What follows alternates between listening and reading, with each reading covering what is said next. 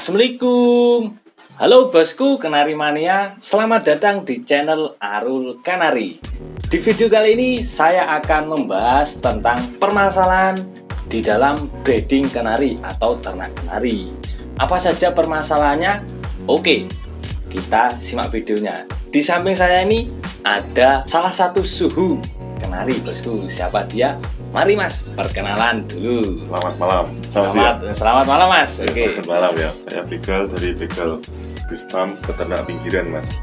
Oke siap mas. Kabarnya baik ya mas ya? Alhamdulillah masih bisa ngerokok. Alhamdulillah. Oke, ngudut dulu guys. Oke mas. Sebenarnya gini mas, saya itu dapat kabar dari teman saya ya, Gus DLJ ini. Katanya jenengan itu sudah beternak kenari, mainan kenari lah dari tahun 2004 atau 2000 berapa mas? 2008 mas. 2008 mas ya? Semula. Sampai saat ini mas? Iya, sampai saat ini tak pernah terputus. Berarti dari 2008 itu pernah menjumpai masalah-masalah di dalam perkenarian mas ya? Sering mas kalau beternak. Oh sering, oke mas. Gini, saya akan bertanya mas, masalah-masalah di dalam beternak kenari ini mas ya. Yang pertama mas, pertanyaannya perawatan pejantan kenari itu agar selalu fit itu bagaimana mas? Tips dan triknya jenengan. Untuk perawatan pejantan, terutama untuk pejantan yang kita pakai pejantan kandang lah, terutama buat pejantan itu harus kondisi fit terus kan untuk kawin. Misal untuk pejantan perawatannya juga harus ekstra. Untuk pakan bijian harus bersih, kebersihan kandang terutama koran juga harus diganti setiap hari. Kalau bisa untuk pangkringan itu setiap seminggu 2 kali kita bersihkan, kita kasih sikat, bersihkan pakai sunlight lah, yang irit, pakai sunlight. EF juga harus rutin, terutama untuk sayur, jagung. Itulah kalau EF, kalau saya pakainya seperti itu, apel, sayur, jagung, sawi. Terus selalu fit. Untuk masalah pengembunan pagi, kalau kondisi burung terlalu birahi pun juga nggak bagus kan buat kawin. Itu pun juga kita buat standar lah birahinya. Itu buat main embun juga. Kalau untuk penjemuran paling jam 7 hingga sampai jam 9 cukup lah, mandi, jemur itu sudah cukup. Masalah umbaran juga perlu 1 minggu, umbaran paling tidak 2 kali lah. Oh berarti pejantan kenari itu juga diumbar ya mas ya? Iya wajib lah, kalau buat pejantan itu wajib. Biar bugar. Itu gak hanya bugar saja, itu bisa buat penstabil birahinya. Jadi buat kebugaran penstabil birahi, kawinnya juga masih bagus. Jadi semakin sehat burung semakin bagus lah. Itu bosku, umbaran itu juga perlu ya buat pejantan kenari itu untuk menstabilkan birahinya dan kebugaran badannya. Oke mas, pertanyaan kedua, biasanya nih mas ya, terkadang itu betina mengalami trouble itu mas. Kadang udah dikawin terus nggak mau telur, terus dikawin kadang nggak keluar telurnya atau egg beating itu mas ya.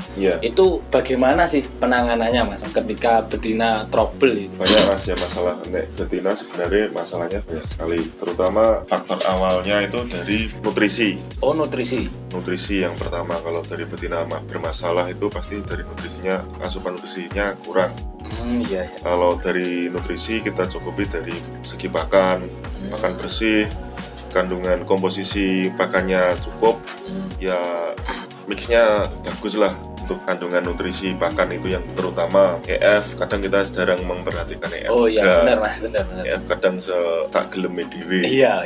Kadang hadang seperti itu yang bikin burung betina trouble, gak mau kawin, terus birahinya kurang, gak bisa terbuahi, sering blong, sering gak isi. Bending, kalau bending itu biasanya dari habis mabung mas, sebenarnya faktor pertamanya. Oh gitu, berarti betina habis mabung terus dikawinkan biasanya terjadi egg beating itu mas? Bisa, terutama yang saya alami seperti itu. Jadi betina itu belum dalam kondisi belum fit. 100% belum sampai 100% sudah keluar birahi. Terus dari situ bisa terjadi ini juga kandungan nutrisi yang masuk kurang. Oh gitu mas. Oke. Sudah keluar birahi langsung kawin, jadi rusak dia. Dia nggak bisa memproduksi telur dengan baik. Biasanya kita perbaiki nutrisinya dulu baru masukkan yang Oke bosku, itu ya jawaban dari suhu Begal. Terus selanjutnya pertanyaannya gini mas, terkadang itu kebanyakan yang terjadi itu biasanya gini, pejantan saya kok nggak ngisi. Itu sebenarnya menurut jenengan itu pejantan yang tidak isi itu sebenarnya ada apa tidak, Mas? Kalau untuk pejantan dikatakan tidak isi, sebenarnya kalau menurut saya itu belum. Oh, belum, Mas. Belum waktunya isi. Kalau faktor usia mungkin bisa. Kalau dikatakan termakan usia, kalau manusia pun kalau sudah Oh iya, benar ya. sudah nggak isi lah. Kita nih motor Mas ya. Oke Mas. Untuk masalah pejantan nggak isi itu belum, saya bilang belum masuk dalam fase birahinya lah, katakan gampangnya. Birahinya belum siap matang. Belum matang juga, untuk sel reproduksinya juga belum matang. Kalau untuk ngejot birahi sel reproduksi untuk biar bagus, bisa ngisi bagus, ya kita kembali lagi untuk perawatan hariannya. Oh gitu. Perawatan harian itu ya meliputi dari makan itu tadi, makan, perawatan, mandi, jemur, seperti itu, nutrisi yang dikasihkan, pasti dia juga pasti isi. Itu tadi ya jawabannya dari Suhu Begal. Pertanyaan selanjutnya, Mas, apakah di dalam dunia ternak kenari atau breeding kenari itu suplemen atau vitamin itu sangat diperlukan, Mas, untuk mungkin pejantan atau betina dalam dunia ternak itu? Kalau menurut saya perlu, Mas. Perlu ya, Mas ya? Perlu, karena perawatan terutama untuk betina itu sangat perlu. Soalnya betina itu biasanya kalau sudah bertelur pasti sama peternaknya genjot terus, kawin terus. Oh iya, benar. Itu juga menguras tenaga banyak. Itu yang membuat burung biasanya kalau nggak dikasih vitamin tercukupi, akhirnya dia kawin nggak telur. Terus jenis telur nggak bisa keluar.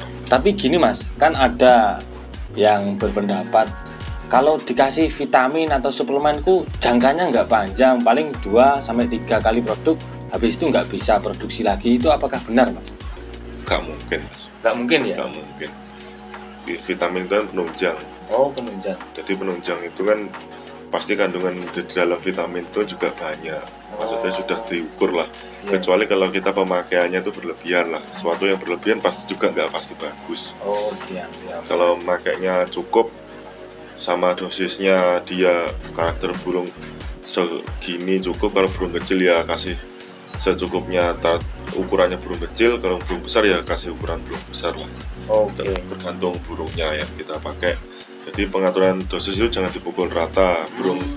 Burung besar disamakan burung kecil disamakan burung besar, pasti trouble dia. Oke bosku, itu tadi jawaban dari Suhu Begal. Pertanyaan selanjutnya yaitu tips jitu ya, jualan anakannya nantinya itu bisa cepat laris lah.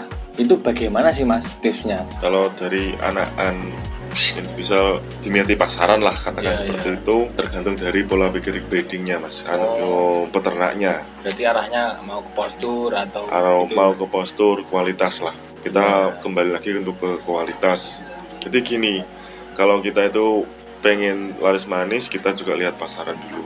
Kalau saat ini mungkin yang diminati, kalau kita lari belum lomba ya kita cetak lomba, kualitas lomba lah, seperti apa indukannya lomba, betina lomba, kita ambil ngen saiki bisa dibilang trah. Oh gitu, trah. Jadi tinggal kita pilih harus lomba atau harus postur. Kalau kita harus postur, juga pilih kualitas pejantan sama betina kita juga yang cari berkualitas sesuai keinginan kita yang akan dicetak. Contoh kalau cetak postur ya kita cari betina sama pejantan yang bagus postur. Anakan pun pasti laku keras kalau pasarannya di postur. Kalau burung lapangan ya kita cari burung trah lapangan.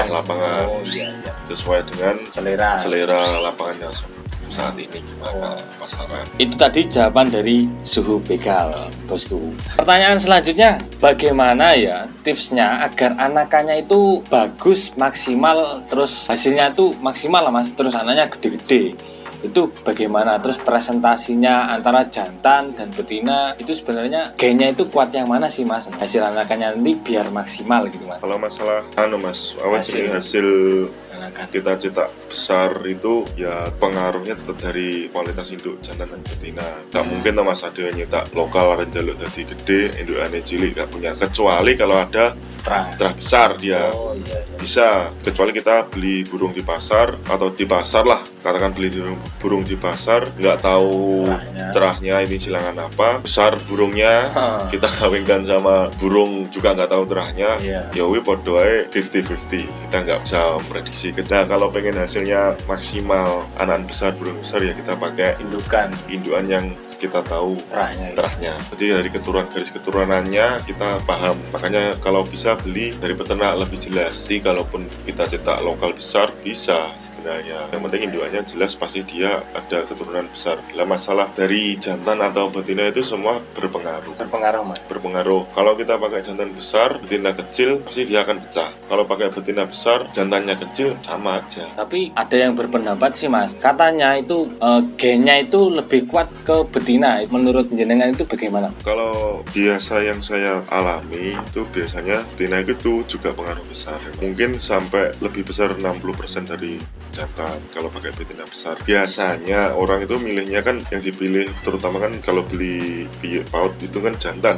Iya, benar. Sedangkan garis keturunan itu biasanya jantan biak itu turun dari betina lebih dominan.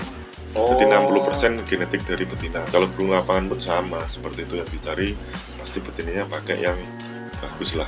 Terahnya bagus itu Mas? Iya, terahnya bagus. Nah ini masuk ke fase burung mabung Hu. Bagaimana sih Hu perawatan burung mabung itu, terutama burung kenari dan terutama pada burung YS? Banyak terjadi kan siklus pada sekarang ini burung JS itu mengalami kesulitan mabung ya, kebanyakan terjadi seperti itu. Itu menurut jenengan bagaimana dan solusinya bagaimana? Kalau burung mabung terutama untuk YS ini versi saya ya, bukan. Kalau lainnya juga banyak lah versinya. Kalau versi saya sendiri, kalau untuk saya perawatan burung mabung itu saya kasih full rodong. Periode pertama ketika ada indikasi jatuh bulu, burung sudah berkurang bunyi, keaktifan bunyinya sudah berkurang. Kalau dia bulu kusam pasti dia mau mabung. Itu di hari pertama saya kasih daun pandan. Daun pandan. Ya, sampai 2 hari. Nah setelah itu saya bersihkan, saya full rodong. Selama dia ada jatuh bulu, yuk kata resi Mas. Perawatan saya seperti itu. Saya diamkan dulu sampai burung benar-benar selesai. Ya paling enggak kita 10 hari baru kita bersihkan. Kalau belum ada yang netes lagi, ya saya lanjutkan lagi. Tapi untuk pakan sama minumnya ya digantikan Mas setiap hari. Kalau pakan dan sama minum pasti. EF juga setiap hari lah kasih kalau EF untuk mabung. Soalnya dia juga butuh nutrisi. Tontokan bulu itu kan nutrisinya tenaganya banyak tenaga. Nah bosku-bosku semuanya yang kepo-kepo dengan suhu begal ini bisa cek profil Facebooknya, yaitu apa Mas namanya? UD Begal BF. Instagramnya ada Mas? Saya nggak ada Mas, adanya kumis. Oke. Dan beliau ini beralamat di mana Mas? Tepatnya di Mauspati ya? Glodok Mauspati, pinggir desa. Pokoknya pabrik gula itu ke barat, terus ada IDM sama Polsek, terus belok ke kiri gitu ya. Iya Mas ya, bener ya? Bener.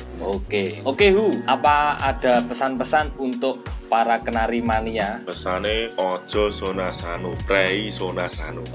Prei sonasanu, pokok ndak sonasanu, gasfood pokoknya. Jangan lupa klik tombol komen dan subscribe Arul Kanari. Oke bosku. Gaswood. Oke, itu tadi ya bosku. Terima kasih Mas UD Begal. Semoga bermanfaat. Komentar di bawah sini dan jangan lupa klik tombol subscribe bosku. Gaswood pokoknya. Sekian dari saya, kurang lebihnya mohon maaf. Wassalamualaikum warahmatullahi wabarakatuh.